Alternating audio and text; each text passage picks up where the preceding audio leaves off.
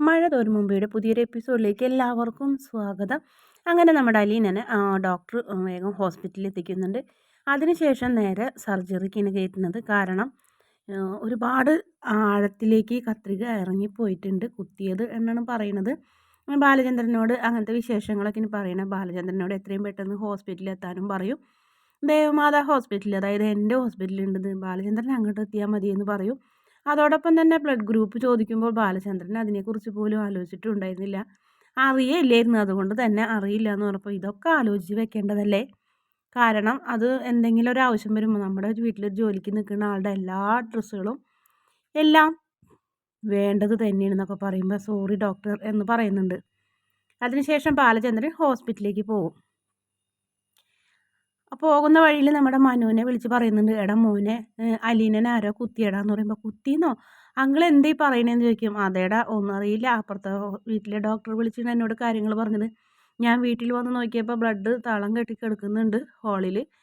അമ്മയാണെന്നുണ്ടെങ്കിൽ എന്തൊക്കെ ശബ്ദങ്ങൾ കേട്ടു എന്ന് പറയുന്നതല്ലാണ്ട് അമ്മനെ കൊണ്ട് ഒന്നും കഴിയില്ലല്ലോ, ആരാ എന്താണെന്നൊന്നും അറിയില്ല എന്ന് പറയും. ഏത് ഹോസ്പിറ്റലെന്ന് ചോദിക്കുമ്പോൾ ദേവമാതാ ഹോസ്പിറ്റലാണെന്ന് പറയുമ്പോൾ എന്നാൽ ഞാൻ അങ്ങോട്ട് വരാം എന്ന് പറയും. അങ്കിൾ വേഗം പൊക്കോളാൻ പറയും. മനു ആകെ തളർന്ന് ടെൻഷൻ അടിച്ച് എന്ത് ചെയ്യുമെന്ന് അറിയില്ല, അങ്ങനത്തെ ഒരു സിറ്റുവേഷനിലായിരുന്നു മനു.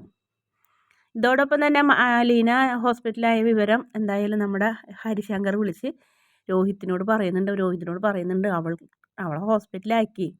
അവൾ രക്ഷപ്പെട്ടാൽ എന്ന് ചോദിക്കും. രക്ഷപ്പെട്ടാൽ നമുക്ക് പണിയാവുമെന്ന് പറയും. അതെങ്ങനെയാന്ന് ചോദിക്കും. അവൾ പറയില്ലേടാ സംഭവിച്ച കാര്യങ്ങളൊക്കെ. നാട് വിടണതാണ് നല്ലത്. നീ കൂടി ഉണ്ടായതുകൊണ്ട് ഞാനിതൊക്കെ ചെയ്തത്. ഇനി എന്ത് ചെയ്യും? വരുന്നിടത്ത് വെച്ച് കാണാം. നീ ടെൻഷൻ അടിക്കാണ്ടിരിക്കും.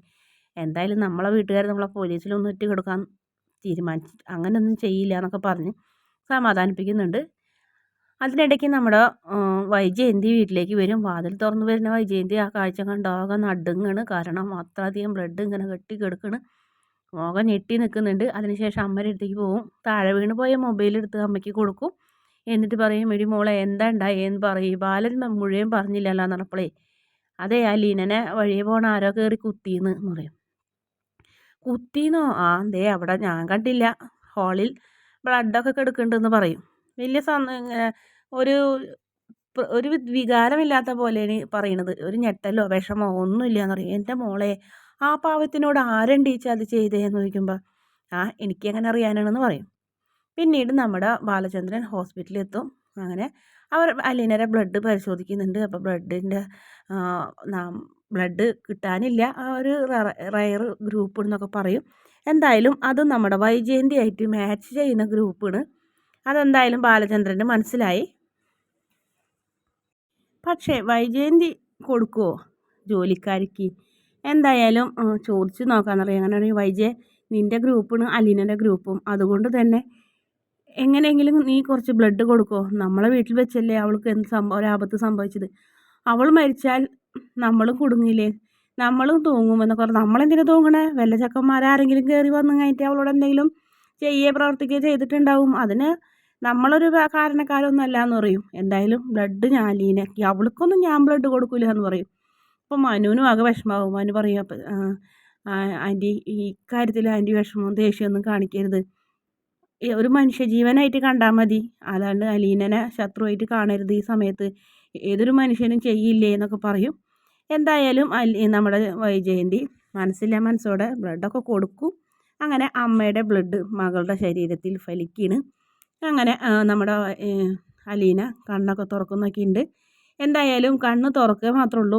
ആ മയക്കുമരുന്നിൻ്റെ എഫക്റ്റ് നാവിലുണ്ടാവും. അതുകൊണ്ട് തന്നെ സംസാരിക്കാനൊന്നും പറ്റുന്നില്ല.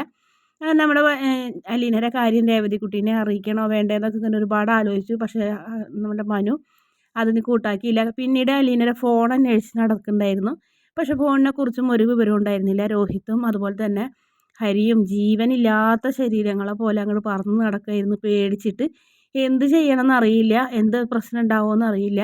എന്തായാലും പോലീസും കേസൊക്കെ ആവും എന്നുള്ള കാര്യം ഉറപ്പാണ്. ആരോട് പറഞ്ഞില്ലെങ്കിലും മനുവിനോടും അതുപോലെ തന്നെ ബാലനോടും സത്യം പറയും അലീന. വീഡിയോ ഇഷ്ടപ്പെടുകയാണെങ്കിൽ ഈ ചാനൽ ഒന്ന് സബ്സ്ക്രൈബ് ചെയ്ത് സപ്പോർട്ട് ചെയ്യണേ.